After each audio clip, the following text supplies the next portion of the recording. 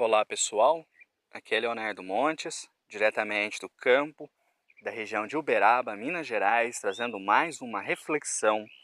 Hoje, dia 16 de maio do ano de 2018, e dando continuidade ao nosso mini curso sobre as leis espirituais, nós falaremos hoje sobre a lei do trabalho. Se você quiser ouvir outras reflexões, acesse youtube.com/voz espiritualista. Muito bem. Os espíritos dizem que o trabalho é uma lei. Se é uma lei, então ele existe na Terra como em qualquer outro planeta do universo, porque aquilo que é lei vale para todos. Os espíritos vão mais longe ainda, dizendo que a lei do trabalho se aplica inclusive aos animais. E aqui onde eu estou, por exemplo, eu observo uma trilhazinha onde algumas formigas estão passando. Algumas levando um pedacinho de planta, outros levando um pedacinho de grama. E elas estão levando isso para o formigueiro. Para quê? Parte da sua morada, dos seus alimentos, etc. Então o formigueiro não surge do nada. Ele não surge por si só. Ele é construído pelo trabalho das formigas. E quem é que ensina a formiga a trabalhar? Quem é que fala para ela como fazer um formigueiro? Quem é que ensina um João de Barro a fazer a sua casinha? Isso está na alma desses seres. Por isso o trabalho é uma lei da natureza. Nós vemos, por exemplo, as plantas, ou melhor, as árvores frutíferas.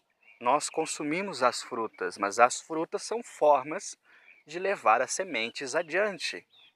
Então elas estão trabalhando, elas estão produzindo para perpetuar a própria espécie. Então, o trabalho é uma lei da natureza.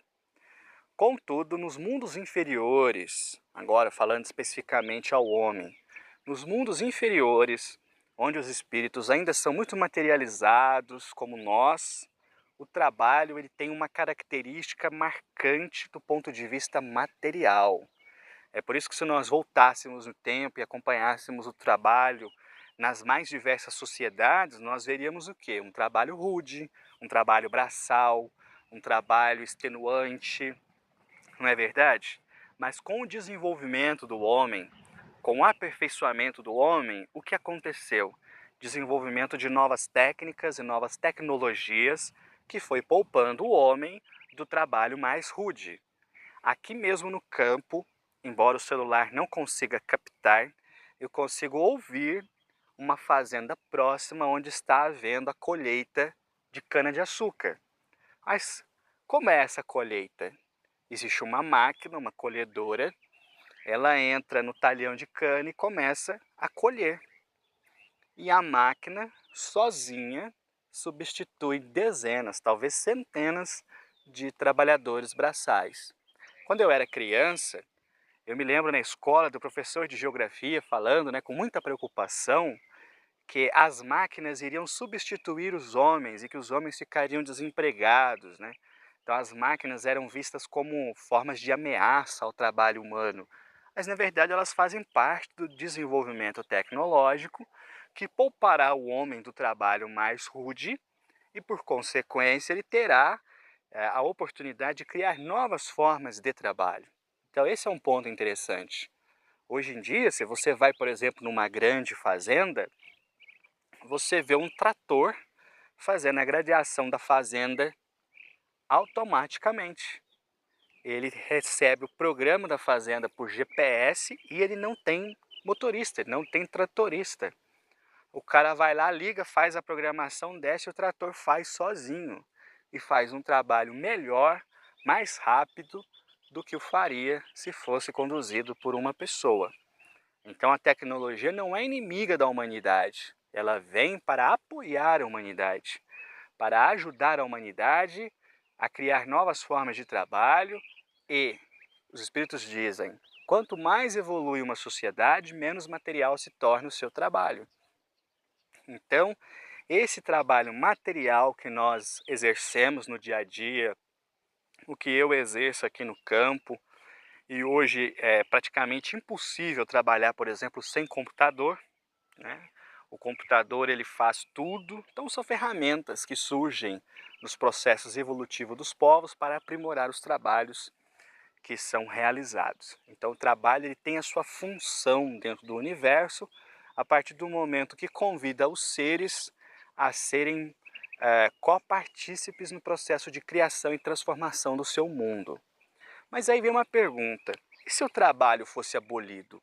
E se a partir de amanhã eu não tivesse que trabalhar, como seria o mundo? Bom, primeiro que seria insustentável, né? Já que não temos ainda processos técnicos nem tecnológicos para desobrigar o homem do trabalho. Porém, essa é uma outra função do trabalho, já que o trabalho ocupa a nossa cabeça, o trabalho consome as nossas forças, nós dedicamos muito tempo a ele e isso faz com que a gente cometa menos erros.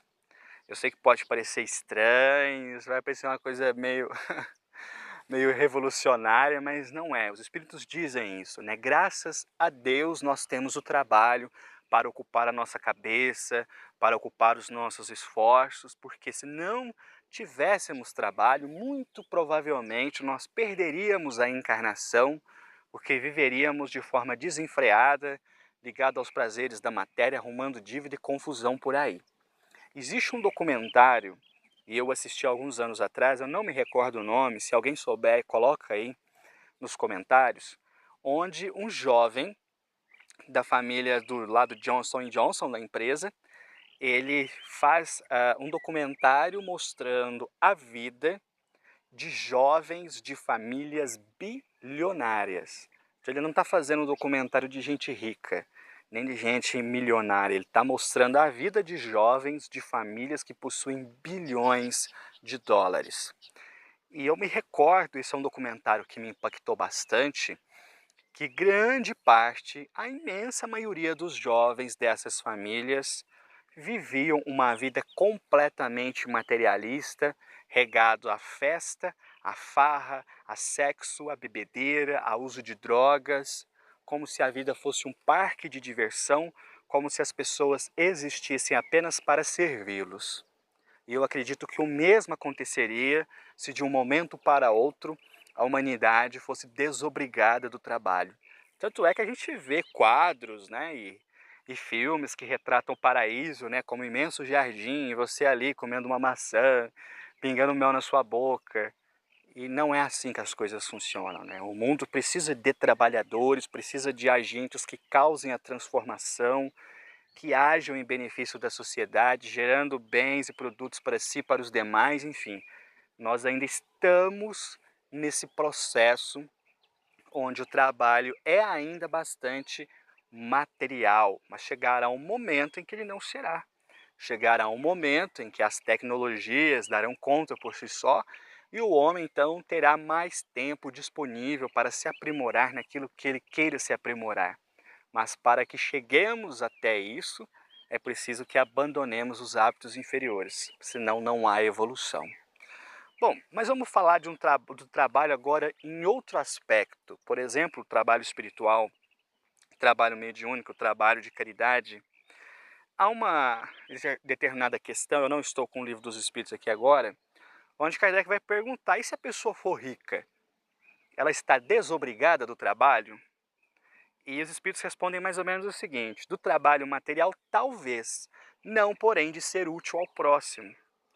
Então, olha aí a missão daqueles que têm dinheiro, né? Colocar esse dinheiro, gerar coisas positivas para os demais. Então, às vezes, o indivíduo, por força das circunstâncias materiais onde ele nasceu e cresceu, ele não precisa exercer um trabalho, seja ele físico, seja ele mental, a fim de ganhar dinheiro. O que não quer dizer que ele deva se tornar um inútil à sociedade, porque ele poderia fazer mil coisas, não é? Então, o trabalho ele tem um aspecto muito importante no que se refere à relação com o próximo. É uma ocupação útil. O que é útil? Aquilo que é bom para mim, é bom para você, é bom para o mundo, que gera benefícios, traz coisas positivas. Então, todas as pessoas podem trabalhar nesse sentido. Quantas e quantas vezes eu já vi as entidades conversando com as pessoas, dizendo assim: olha filho, você precisa fazer um trabalho de caridade, acha um lugar para você ajudar, seja uma creche, um asilo, um hospital, contribua de alguma forma, faça algum trabalho espiritual. Por quê? É o exercício das nossas virtudes. Esse é mais um motivo ainda pelo qual nós não devemos cobrar e nem aceitar dinheiro pelos nossos serviços espirituais, nem pelo nosso conhecimento. Porque esse trabalho voluntário, esse trabalho de caridade, é uma maneira de treinarmos em nós o desprendimento das coisas materiais e o exercício das virtudes. Então, se eu estou auxiliando alguém, é porque de alguma forma eu sinto compaixão por aquela pessoa. Eu tento ajudá-la de alguma forma. Eu não estou querendo saber se ela tem dinheiro para pagar a minha ajuda, a minha conversa, a minha escuta. É um humano para outro humano. E assim nós vamos desenvolvendo as nossas habilidades e virtudes e deixando de lado aquilo que nós temos de ruim. Aliás, isso é uma coisa também que os espíritos falam muito. Geralmente, quando a pessoa está no processo de autoconhecimento e ela começa a perceber alguns defeitos que ela tinha, mas que ela não conseguia ver, ela tenta consertar que jeito? Dando uma martelada. Só que não funciona. A gente não consegue se melhorar batendo naquilo que a gente tem de ruim. A gente consegue melhorar treinando o oposto. Então, por exemplo, se eu tive consciência de que sou uma pessoa egoísta, eu quero tudo para mim, eu não ligo para ninguém, o que importa é apenas a minha vontade, a minha vida, e é só o que me interessa no mundo. Se eu quero combater isso, eu não vou ficar dando martelado no meu egoísmo. Eu vou começar a fazer coisas que exercitem a caridade, o despreendimento, a renúncia, que são valores que são opostos ao egoísmo. Então, conforme eu for desenvolvendo esse oposto, um dia esse oposto estará grande o suficiente para tampar, diminuir o espaço, fazer com que desapareça todos os traços negativos que eu ainda possuo. Então, essa é uma sugestão que os espíritos dão para a gente, né? Vamos trabalhar aquilo que a gente tem de bom e que seja contrário àquilo que a gente tem de ruim. E assim a gente consegue crescer, consegue evoluir, consegue progredir. Então, esse é um bom argumento para não se cobrar, por exemplo, pelos trabalhos espirituais. Muita gente diz, não, as entidades não cobram porque elas não precisam de dinheiro. Não, não é só por isso. Elas não cobram porque elas também estão exercitando nelas a tolerância, a compreensão, a benevolência, a boa vontade, a fraternidade, o amor ao próximo, e nada disso se compra com dinheiro. Se a entidade age motivada por um ganho, qualquer que seja ele, e não apenas objetivando o desenvolvimento de si mesma e também o auxílio ao próximo, então ela está sendo motivada por valores errados. Então a entidade não cobra, não é apenas porque ela não precisa de dinheiro, mas porque ela sabe que, atendendo na caridade, ela própria desenvolverá em si a luz do amor, da fraternidade. Então esse é o motivo mais básico do mundo, para que o médium jamais cobre, seja para trabalhar como médium, seja para ensinar, seja para passar as suas energias, enfim. Aí a gente já entra num assunto polêmico que uma outra hora eu bato nisso mais de frente. E, para finalizar essa parte da lei do trabalho, é muito importante compreendermos também o descanso. Os espíritos vão dizer que o descanso, o repouso, é tão importante quanto o próprio trabalho. É muito comum nós encontrarmos pessoas, principalmente quando elas sofrem um despertar espiritual e vem aquela sede, elas querem aprender de tudo. E chega, por exemplo, no final do ano e a gente fala, olha, nós vamos trabalhar até dia 15 de dezembro, depois a gente só volta em janeiro. Muitas pessoas falam, ah não, eu sinto falta, eu gostaria. E isso gera sempre um drama existencial, eu vejo isso na internet, todo fim de ano alguém coloca essa enquete, é certo fechar centro, é certo fechar terreiro. Então as pessoas passam por um drama existencial, porque entendem que devem trabalhar, trabalhar, trabalhar e não devem nunca descansar. Ora, isso é uma tremenda besteira. Todos os grandes missionários que estiveram na terra, eles trabalharam muito e descansaram o necessário. Chico Xavier contava que de tantos em tantos anos ele tirava 3 meses de férias. Viajava, ia para casa de amigos em São Paulo, Rio de Janeiro. O espírito precisa de descanso. O descanso ele faz parte, ele é importante, precisa ser respeitado. Eu já contei para vocês uma experiência infeliz que eu tive no primeiro centro espírita onde eu fui voluntário, porque lá a gente chegava no domingo, 7 horas da manhã, já tinha a equipe fazendo a sopa, preparando o almoço de domingo. Aí nós fazíamos a evangelização das crianças às 8 horas da manhã. Terminava a evangelização, a gente fazia um trabalho com as mães e com os pais. Terminava o trabalho com as mães e com os pais. A gente ajudava a distribuir a comida, a distribuir mantimento, a distribuir agasalho, brinquedo, enfim, aquilo que o centro tivesse disponível à comunidade, e depois nós íamos embora. Então chegava eu e minha namorada na época, hoje esposa, 7 horas da manhã e saíamos 12h30, 1 hora da tarde no domingo. Mas o presidente do centro não gostava dessa ideia. Para ele, você tinha que chegar às 7 horas da manhã e sair 7 horas da noite. Se você fosse embora mais cedo, ele te olhava de cara feia, ele achava que você não estava trabalhando direito, que você não tinha entendido ainda o compromisso com a caridade. E com isso, a casa era um verdadeiro espanta voluntário. As pessoas se voluntariavam para fazer um trabalho de 1 hora, ele queria que doasse 5. Ora, se o cara está doando 1 hora, então para ele 1 hora é o que serve. Então nós infelizmente ainda vemos isso, né, em centros espíritas, terreiros, onde se você não abrir mão da sua vida, você não pode participar.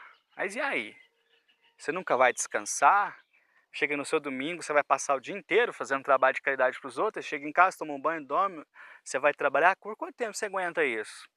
Se você for uma pessoa realmente desprendida e que vive só para caridade, tudo bem, talvez você consiga. Mas para a grande maioria das pessoas, não vai funcionar. A família vai reclamar, a mulher reclama, os filhos, os maridos, os familiares, né? Então nós temos que entender que é preciso sim trabalhar pela caridade, trabalhar pelo próximo, mas também precisamos descansar, precisamos repousar. E respondendo à pergunta, né, se centro e terreiro deve funcionar ou não no fim de ano, eu sempre digo o seguinte: tem gente disposta a trabalhar no fim do ano? Tem. Beleza, funciona. Não tem? Não funciona. E tá tudo certo. Vou parando por aqui. Se você quiser ouvir outras reflexões, youtube.com/Voz Espiritualista. Um abraço a todos.